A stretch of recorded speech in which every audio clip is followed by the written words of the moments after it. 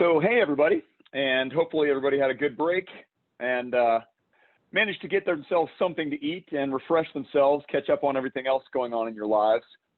But again, the show must go on. So this is Dave Shackelford again, and glad to be back and really excited about hearing our next talk, which is something that, number one, I've been looking forward to just because, frankly, the title is intriguing and the information that's going to be presented here is pretty broad and pretty introspective. But number two, because we've got some really awesome speakers that have a wealth of experience to bring to you guys. So what I'd like to present to you now is cloud security posture management from security hygiene to incident response. And we've got a couple different speakers that are going to be giving you guys this information. So first is Yuri Diogenes, Senior Program Manager over at Microsoft. We also have Jess Hoover, who's the Director of Incident Response over at Deloitte. So certainly some interesting background and experience there. And we're also going to be joined by Ricardo Bruno, another colleague that will, again, add some additional insight and information to you guys. So without a doubt, guys, take it away. Thanks, Dave. I'd like to start by thanking everybody for joining today. It's an honor to be here with you at the SANS Cloud Security Summit. My name's Jess. I'm the service owner for the Global Incident Response team at Deloitte. It's my pleasure to introduce you to my friend and mentor, Yuri, a Senior Program Manager at Microsoft. Today, Yuri and I will share some of the common themes that we've learned in our journey. These topics are vendor agnostic, and they represent some of the core concepts that are the foundation of cloud security. We have a lot to cover, so we're going to talk fast, which means you must listen slow. Without further ado, let's get started, and I'll turn it over to you. Thanks, Jess.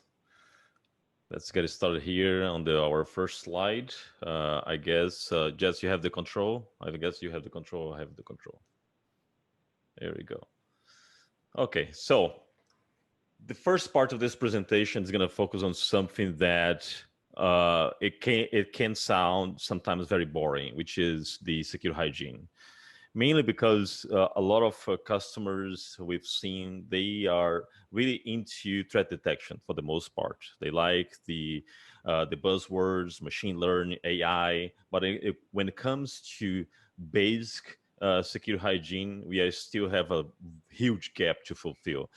And studies are there to show that most of the breaches are still occurring because lack of secure hygiene. There is some studies here that even point to 93% of report incidents could have been avoided with basic cyber secure hygiene. So that's a gigantic number. And it's very important to make sure that you address that. And that's the first part of the presentation. Now, we've seen this trend in many cloud providers and in many customers, because a lot of customers during this migration to the cloud, what they are doing is they are leveraging some of the old legacy secure controls that they have on premise to apply to their cloud workloads. And that's not really enough. While some attacks may use some old techniques, some new attacks will exploit new ways to provision resources, new workloads, and just use a whole different threat landscape, right? So you cannot use legacy controls for nowadays reality. And the only reason I'm bringing up this castle is that during the time that this castle was built, it really has a good physical security infrastructure there, multiple layers of protection. As you can see, the castle is elevated, which helps then to see the enemy coming. Nowadays, that's nothing, right? You put a drone and it's over. So if you think about how the security controls have evolved from the on-premise to the cloud environment, you really need to adequate your security controls for that new reality. So that's a very important thing to take in consideration. And mainly because, as I said, the threat landscape has changed. There are way more workloads that can be exposed to the internet and to also the attackers, threat actors to gain access. First one is secure configuration, which is the core part of secure hygiene. Second one is vulnerabilities, which is also part of secure hygiene, because patch management is something that we still haven't nailed yet. There are still a lot of threat actors that will take advantage of known vulnerabilities that were not patched. credentials that were compromised, admins that are not using a privileged workstation to have access to workloads. So there is just a lot of exposure factors. And once they get access, they do not are looking only for the VM itself. They are looking at a whole different set of capabilities that are in the cloud, including storage accounts, includes credentials, web app services, and of course, the whole IoT devices that opens up a lot of possibilities as well. Once they are there and they start to do the infamous lateral movement, they can move laterally, but not only for VMs. They can move laterally for web apps. They can move laterally for storage accounts, and again, the IoT devices. So there is a lot of change and possibilities as well. That's what is most important. That's why you need to have your security hygiene on top of that. And at the end of the day, every single attacker will have some sort of mission to accomplish. Could be data exfiltration, it could be ransomware, and Jess is going to cover the whole instant response part of that with more details. But that's just an overview of the cybersecurity change. So the idea is that we are improving our secure posture, and that's where the cloud secure posture management comes in, because cloud secure posture management is really about three major pillars overall to enhance your secure posture. The protection is where secure hygiene plays a bigger part, because what you're doing here is you are remediating vulnerabilities, you are hardening your resources, you are ensuring that you are doing what you're supposed to do to protect the environment, right? So it's your homework, it's your due diligence. And then once you do that, you cannot assume that you are 100% secure, right? You need to have the assume breach mindset. In other words, you need to understand that you might get compromised. And if you do get compromised, you need to have analytics, threat detections in place that can quickly identify that compromise, and then you can quickly respond. And that's intersection between detection and response. We want to make it shorter. And this is what Jess is going to cover on his part. But focusing on our part here of the first part of the presentation, which is the protection, the secure hygiene, how really this has evolved going now from the Gartner perspective, right? So when we look at the Gartner perspective, Gartner has two major platforms that they evaluate cloud security protection platforms for different vendors. So they created the CSPM, Cloud Security Posture Management, and the CWPP, Cloud Workload Protection Platform. The whole secure hygiene aspect is really where the CSPM is going to play a bigger role. Now, there are vendors that do have one solution for CSPM and another one for CWPP. There are vendors that have one single solution that cover both pillars. So it doesn't really matter. It matters that you are addressing both. Now, there is, without going through product name or anything, one thing that is important for any company is to ensure that they are tracking the progress of their secure posture. So let's say that you adopt a solution, and this solution has a way for you to measure this improvement, and we are going to call this a secure score. As soon as you onboard your resources to the cloud provider, those resources will be scanned.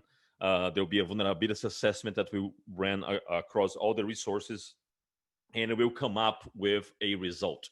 And that result is your current secure score, which means that in order for you to be 100% compliant, you need to remediate a lot of recommendations, which are important to enhance your overall secure posture, okay? So from the management perspective, you want to continue to drive that secure score to go up, because you know that the side effect of this is you're going to have less remediations to get it done. And the overall result is that your secure posture is going to be enhanced. So that's the whole idea of making sure that not only you are taking care of those recommendations, but you are measuring progress. Very important. If you use this as your KPI for cloud security, it can help you to track progress and hold teams accountable, because sometimes the team that manage the cloud security posture is not the team that owns the workload. A very simple example is, let's say that you have your database owner and the database is in the cloud. while this CSPM platform is going to scan the database and look for vulnerability, the person that is responsible to manage the CSPM is not the same person that managed the database. So I do not have the privilege to remediate the database. So I have to work with the workload owner to remediate those things. Very important that. Now, once you do all those remediations and everything, you have to start thinking about, right, the whole idea of cloud computing is to be dynamic and to be agile and to use the elasticity, which is one of the key principles of cloud, which means that I'm going to start to provision new resources basically on a daily basis, right? So what happens is if you start provisioning new resources and those resources are not secure by default, they are not using secure best practices, what's going to happen is that your secure score is going to drop again, right? Because the CSPM platform is going to scan the new resources that were added, and we'll find out that these resources are not secure. So you need to also think about governance. So governance is very important to make sure that you are applying all those lessons learned from the secure posture perspective in the beginning of the pipeline. In other words, you are incorporating all your secure best practices, your guardrails, your prevention, basically, of provisioning resources that are not secure in the beginning of the pipeline. If you do this via code, if you do this via the dashboard of the platform, it doesn't really matter. It matters that everything is baked in the beginning of the pipeline. And then the secure posture management platform, which is going to be down to the right, is going to only identify the missing points that you were not able to remediate right in the beginning. But that's how you continuously to increase your secure posture. That's very important because that's the prevention. That's how you are going to increase your overall security. But now let's say that you've done that. You actually accomplished 100% on your secure score. Everything is remediated. You are on top of that. You have good governance. The question is, all right, so now can I relax? And the answer, of course, is not, because now you need to go to the next part, which is the detection. You need to have threat detection for the different workloads that you have in the cloud. And it's very important that those threat detections, they are unique for those services. So if you want to protect a cloud network, you need analytics that are relevant for cloud network. If you are protecting a database, you need analytics that are relevant for that database, and that's so on, right? So that's the part of the CWPP, the Cloud Workload Protection Platform. And here I'm going to give some examples of things that you should aim for when you are trying to decide which CWPP you should select from the market. So those are capabilities that I'm going to list here that a good cloud workload protection platform should have. A good CWPP should have analytics for the different workloads. And those analytics, ideally, they will be based on things like anomaly detection. In other words, make sure that the analytics are able to create this statistical profile of the workload so that any deviation on that normal profile may trigger an alert. Make sure that also the platform is able to use different data sources to increase the level of certainty that an alert is a true positive. So very important that it looks also to a threat intelligence database. So not only the anomaly detection, but now cross information with a threat intel to increase the level of certainty that something is a really true positive, right? The next one is the behavior analytics, ensuring that you are also looking from the threat actor perspective. Threat actors are utilizing benign tools such as PowerShell to take advantage of services, to move laterally, to escalate privileges, right? So it's very important that the CWPP platform is also looking to how threat actors are behaving utilizing those tools, so that if the CWPP platform identify a series of patterns of commands that were executed, validate those sequences with the threat intel, and then trigger an alert. And last but not least, you also want to help your team of investigators, your SOC, to do data correlation. So ideally, this platform should also facilitate how those alerts are correlated. Ideally, there should be a mechanism that allows those alerts to be correlated by default, so that you don't need to manually start working on data correlation across those alerts. So let's go through a couple, actually some of scenarios here of things that a cloud workload protection platform should have to identify threats, right? Let's say that you have a VM, that this VM got compromised and now starts sending a bunch of spam emails, okay?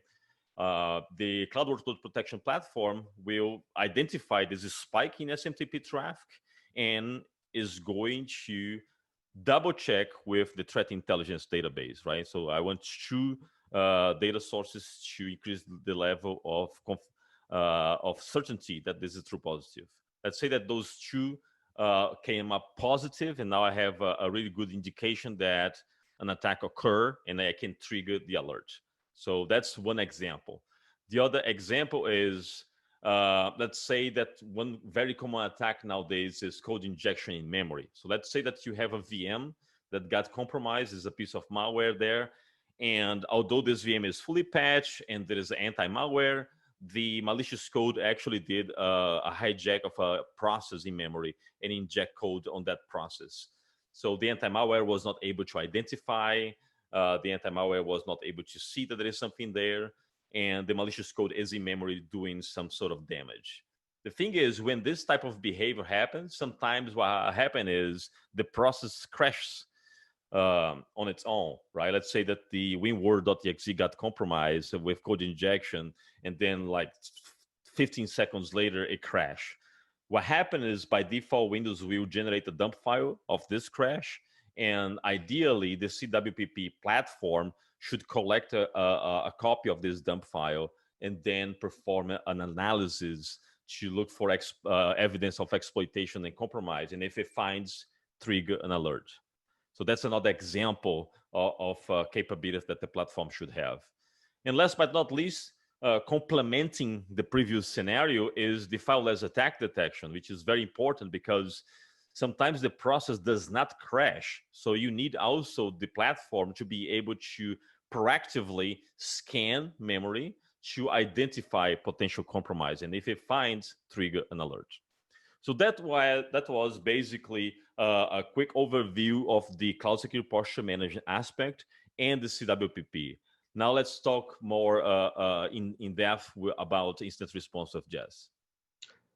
Thank you very much, Yuri. That was a fantastic introduction and setup for the incident response. So just making sure I have control here. Excellent. So Winston Churchill was once quoted as saying, "Success is the ability to go from one failure to another with no loss of enthusiasm." Incident response is very, very similar to that, and the fact that you go from one dumpster fire to another with no loss of enthusiasm. So agile detection, rapid response, force multiplication, and why they matter. Cybercrime costs the global economy $2.9 million per minute. That's about $1.5 trillion per year. So the sooner you respond to these incidents, the less scope you have to investigate, the less machines that have been compromised, the less opportunity for brand damage and perhaps document leakage and other things can occur. So the sooner you can detect these events and respond to them, the better. There were approximately 1.8 million cyber job shortages in 2022. That's going to continue to increase. As attacks increase, as more and more threat actors start to emerge and attack environments with a multitude of different ways, incident responders, even today, are overwhelmed. And this is going to continue, especially in times of crisis. And business continuity planning is key, and cyber defense and cybersecurity plays a key role in that aspect. Incident responders have reported a sharp increase, up to 78% in mental health related illnesses compared to the previous year. The only time that you're engaged as an incident responder is when there's a problem. And it's not like you can just, put it off to the next day. It's not like you can put it off to the next morning even. You have to continue to respond to these incidents around the world, regardless of the day or time. It's very much like being a firefighter. Nobody wants to hear that it's the weekend. So you have to respond to these. And these incidents and the high-paced investigations really cause a lot of stress for incident responders from a mental health wellness standpoint. So the goal is to limit the scope of damage to the brand, as well as the total cost of compromised recovery, as well as the toll it takes on the incident responders. Not going to lie, in this particular photo, mistakes were made. This was in South Africa, almost losing my hand to a lion. Things like this will happen in incident response as well, so just be prepared for that. So the gap, what I like to refer to as the significant emotional event or an incident, and what to do next. What you really want to do at this point is really shorten that gap between detection and the time it takes to respond. And cloud security tools are a critical component to that. They enable the ability to very rapidly detect and respond to incidents when they occur. So how did they do that? So what are the four real pillars that kind of make up the foundation of cloud security? So regardless of what you're talking about, whether it's a Windows device, whether it's Linux, whether it's an iOS, Android, doesn't matter, just some sort of endpoint telemetry. You need data from the endpoints, and you need that to make it up to the cloud. The second piece that you need for that is you need to be, you have the ability to compute that, or essentially crunch it in a data center. So you have very large amounts of data, and you need to be able to make sense of that. And of course, that takes computing power.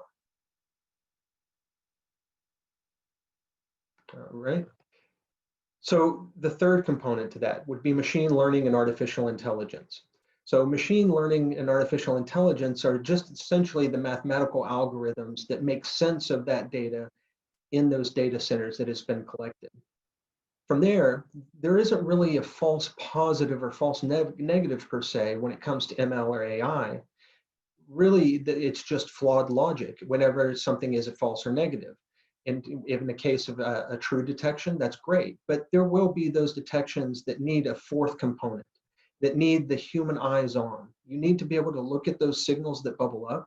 And the more that you take those threat intelligence signals, that human aspect, you can then say, yes, this is a real event, this is a problem, or no, this is not really a problem, this is something that's expected within the environment. By taking that and referring back to the cloud security component that leverages that ML and AI, it provides a human feedback loop.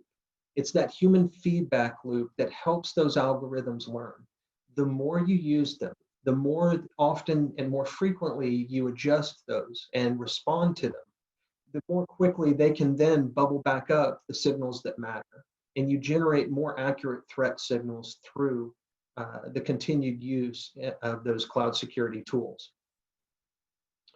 So Abraham Lincoln was once quoted as saying, when you reach the end of your rope, tie a knot and hang on.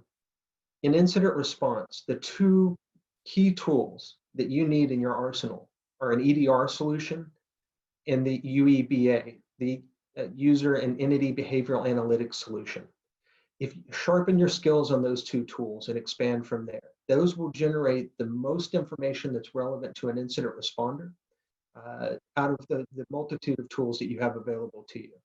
Obviously, there's several different CASB solutions and other things that you can leverage, and obviously those are very helpful. They'll help you identify net flows. But really what you really need to identify from an incident response standpoint, and I'm loosely quoting a friend of mine, you have to focus on the ABCs, the accounts and the access that they have. You have to focus on the backdoors, and you have to focus on the C2 channels. Those are the three key components you need to build a comprehensive compromise recovery program.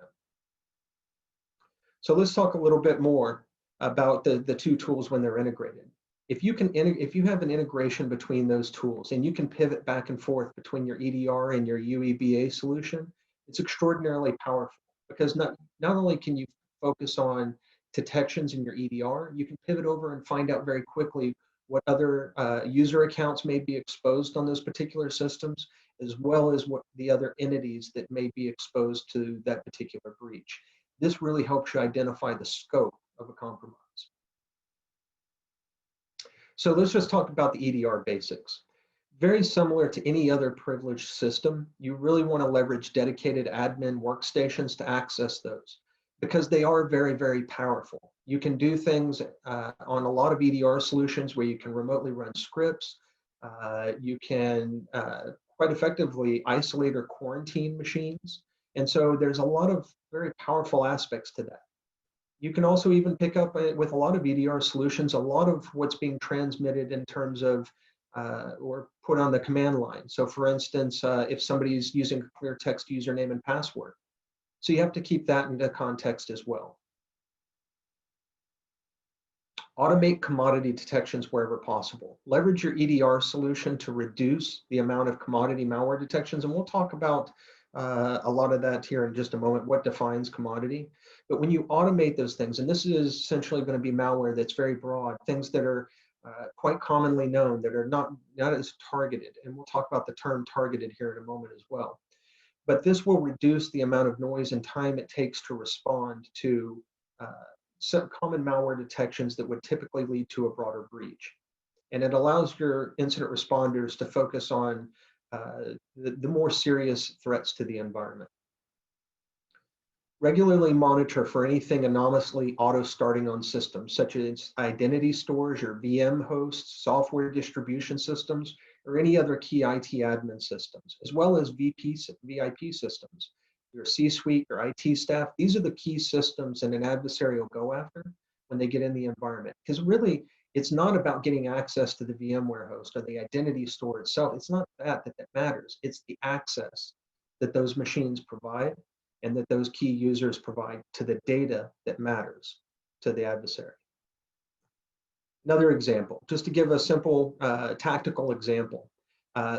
Take your EDR solution and make sure it detects things like W3WP, an IIS process spawning a command prompt. It's very anomalous. Now, there are some very valid uses for it, but it's also something that would be indicative of a web shell. Web shells have been on a great trend in the past couple of years. Multitudes of adversaries around the world like to use them as secondary backdoors. So that's just one such example. The user and entity behavioral analytics solution. Again, you're going to start seeing a common theme here.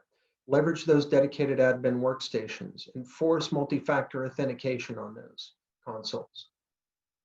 Focus on the identity. Again, I'm going to go ahead and loosely quote a friend of mine that loosely quotes other people. You will lose sheep. It's when you lose shepherds that you have a problem. What do I mean by this?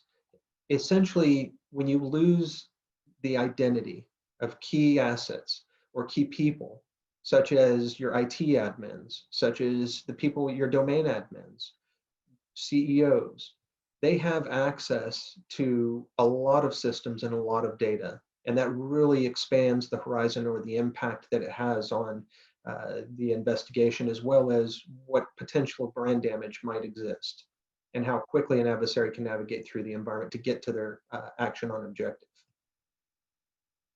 Give you another tactical example, your UEBA solution, and there's a lot of them out there, some very, very good tools. So I highly recommend that you evaluate them. But as an example, your UEBA solution should be able to detect things like ntds.dit, your Active Directory database being copied to a workstation. There's not a lot of valid reasons for that. I'm sure, although some of them can be explained as maybe in quote unquote, and I'm using air quotes here, a cloud-enabled backup. All right, so I had mentioned targeted and commodity. So let's talk about a few of the slides that are coming up. This is a very loaded question, and it's something that your senior leadership, your incident response teams, your threat intelligence teams will have to rationalize. Every organization is different and faces a different threat. So this is a discussion that would have to be had at all levels, from the strategic to the operational to the tactical levels. Why define a plan for targeted attacks? What about attribution really matters to an incident responder? And how should we initially respond to that targeted attack? So let's dive into that. What is targeted and who can I blame? Those are typically two questions that come up very often. So right off the bat, targeted at the most basic level is hands-on keyboard. So anything that would be, say, an adversary that is not really using more of an automated attack technique, but one that is very dedicated and hands-on to penetrating the environment.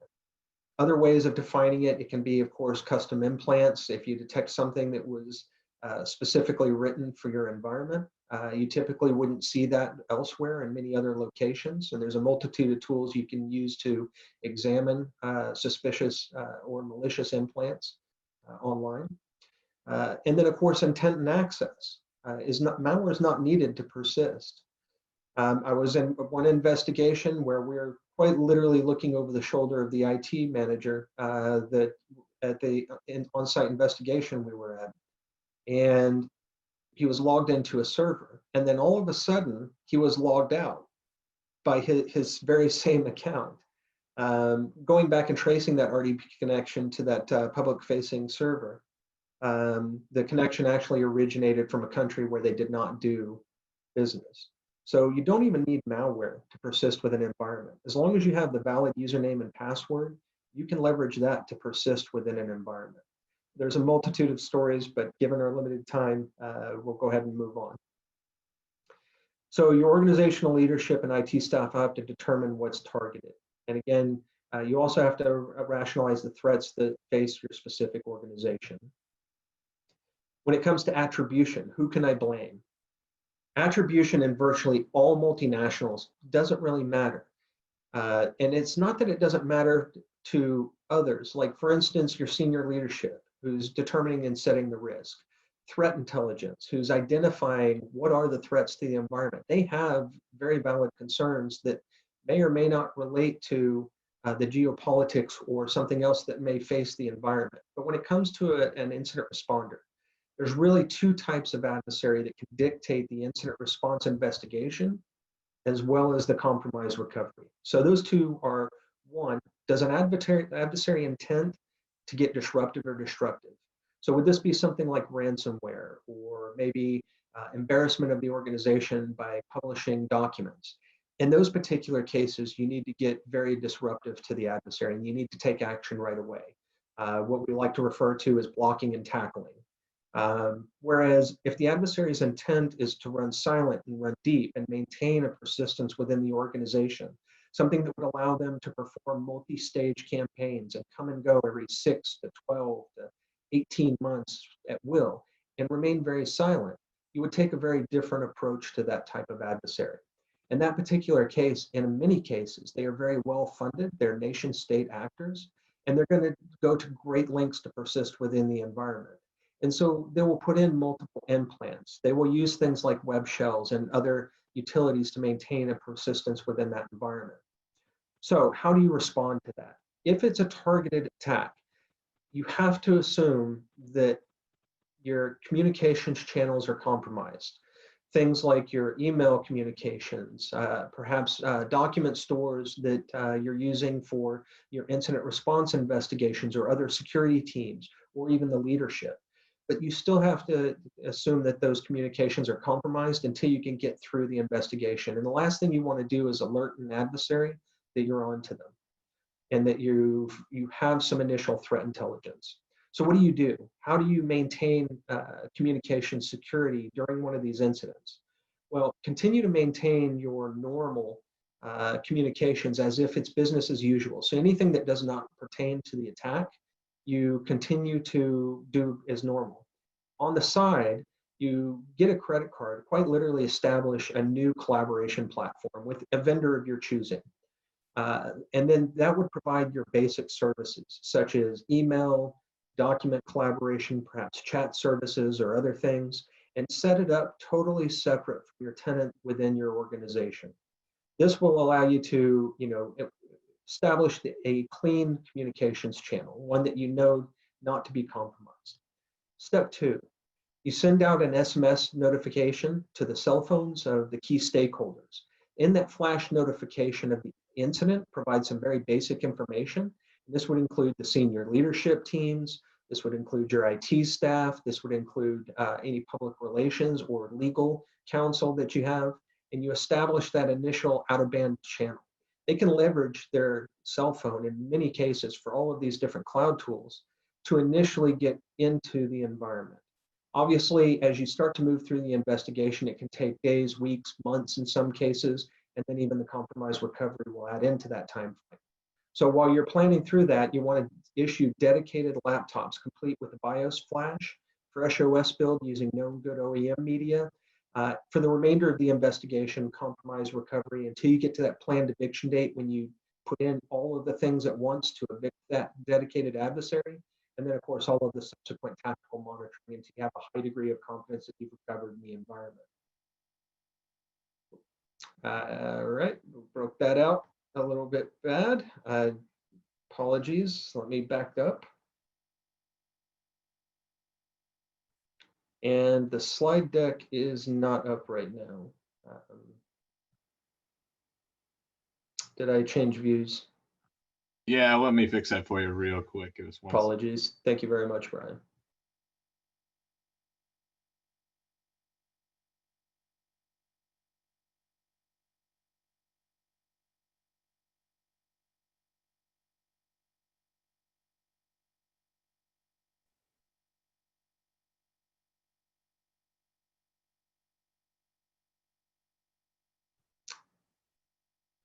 Thank you, sir. All right. Showing control.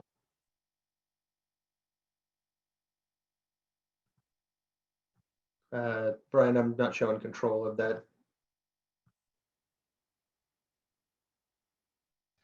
Yep. All right. So if you want to just click into the screen here and then just use your either keypad or click, you should be good to go. Sir, clicking and using keypad, not advancing. There we go.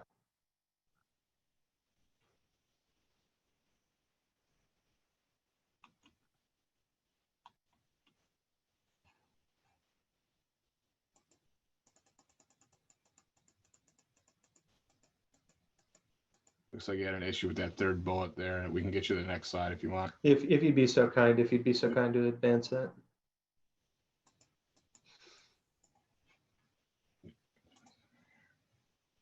Now it's not the demo gods, it's the presentation gods that are against us.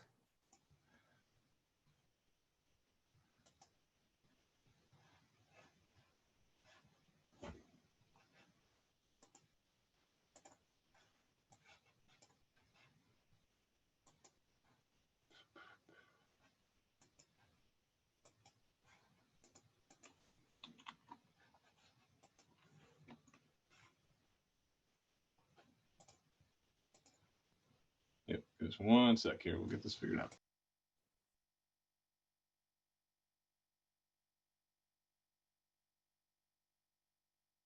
How many slides do you have, Jess? Probably one more.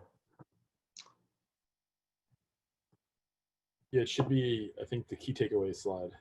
Yep. So we can go ahead and while we're bringing those back up, we'll go ahead and move on to the key takeaways. Yeah, I can start with the key takeaways. So the first one is good hygiene comes first, right? Just make sure that you do not ignore secure hygiene. Make sure that you address and you still on top of that. The second key takeaway that I'd like to emphasize is more around the continuous measurement of the enhancement of your cloud security posture. It doesn't matter if you achieve a 100% on your secure score or whatever mechanism you are using to measure that, if you are not continuously, consistently keeping that number up to date and including governance. The third one is make sure that you have native threat detection for your cloud workloads, right? And that's the idea. If you are migrating to the cloud, you want to leverage the analytics for those different workloads. And last but not least, reduce the attack surface of your workloads. Hardening the resources, use secure best practice. That's how you're gonna at least maintain the secure hygiene up to date. From the incident response standpoint, you really want to move all of your endpoint telemetry as much as you can to the cloud and fine tune those alerts. Continued fine tuning will bubble up signals that are more and more require more and more human interaction. Master the basics of your EDR solution and your UEBA solutions. Those are going to, again, be your two key tools as an incident responder. And then, of course, define what is commodity and what is targeted. And, of course, put in automation wherever possible and focus on those things that really require the human intervention. And then, of course, smoke test your out-of-band alert and communications channels. Make sure that they work. Make sure that people know what they mean when they come in before an incident occurs. Yeah, and with that, I would like just to invite our friend Ricardo Bruno. We have just some wrap-up questions to ask him. Ricardo, are you there? Yes, can you guys hear me okay? Yes, perfect. Thank you very much, Ricardo, for joining. Pleasure to have you here. So based on what we discussed, what have you seen in the field regarding cloud secure posture management? Do you agree that many companies are still lacking on remediating basic secure hygiene? Absolutely. Thank you for having me. It's a great honor to be here. And yes, Yuri, I would start with, I've seen a very broad spectrum of postures out there. Some companies are very mature, some are not, and far in between. There are lots of security tools built into the major cloud providers that we can leverage for free or at a low cost. A lot of companies are taking advantage of that. Some are not. So I would encourage everyone to not get overwhelmed by this great presentation and just look at the general building blocks and leverage the free and the lower cost solutions and progress and making incremental progress, right? Mm-hmm. So your other question was do you have any example of a scenario that you experienced where a company got compromised because of lack of secure hygiene? Of course, not going to mention any names, but just something that was like, oh my God, this could be prevented easily. Absolutely.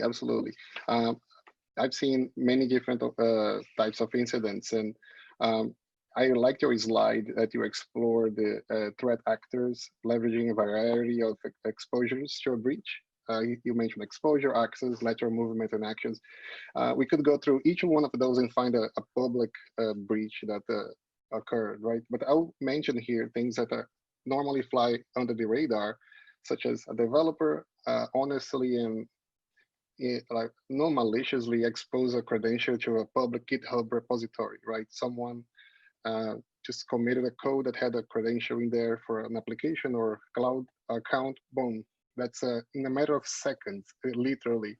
In a matter of seconds of that exposure, it could be complete disaster for a company, right? Yeah. So it's very important to have the processes in place to capture when simple mistakes like that occur.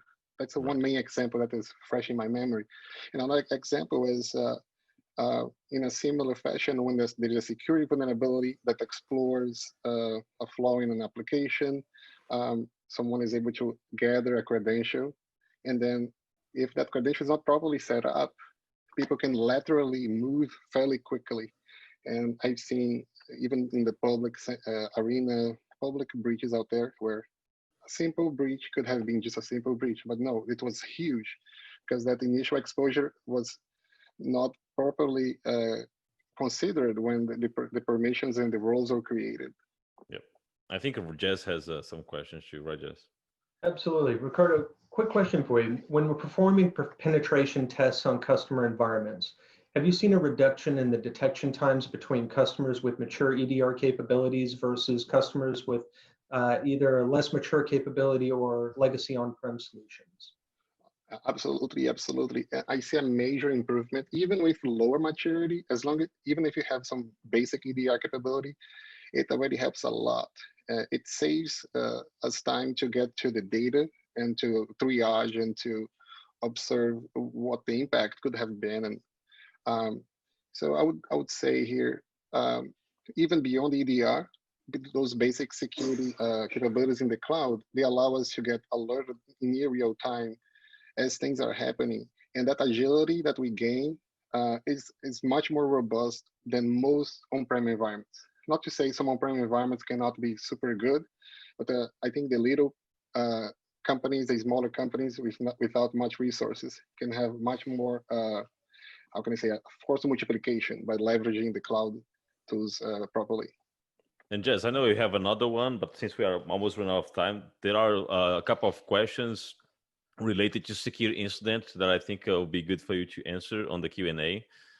Yeah, I can read this out. So, well, first, there's 3 questions here. So first one John asked was, what are the risks of ransomware against a cloud consumer, and what is the best way to protect against these risks? So really the best way to protect against the risk is early warning and early detection.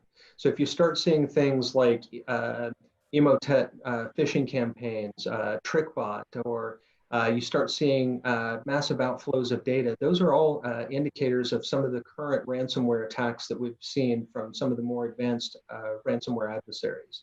So when you detect those things early on, let's say your EDR solution, and you start seeing those things early on, that's the best protection against that initially.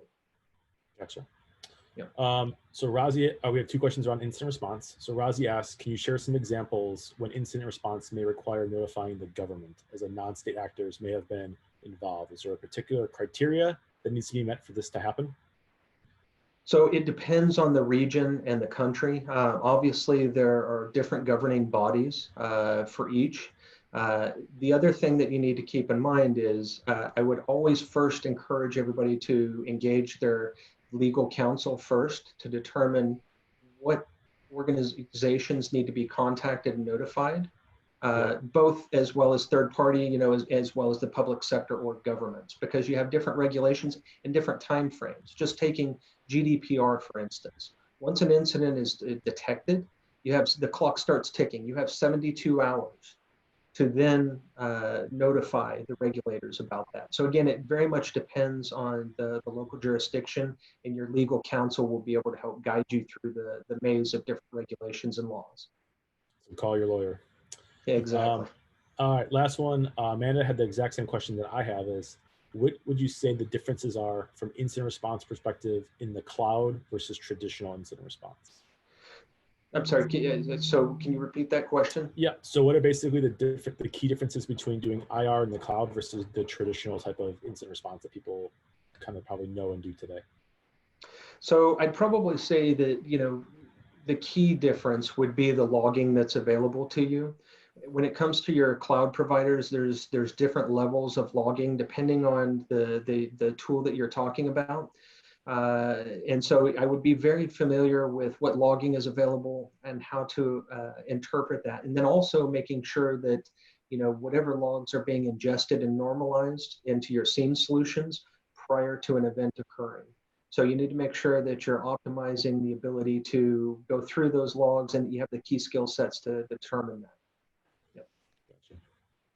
Okay, I think we're just about out of time. So you guys are going to jump into your channel, and we can keep the conversation going there if we have any specific questions around that. I think there's lots of good stuff in there, and I think probably a lot of good guidance you guys kind of shared there at the end for some go-dos for everybody.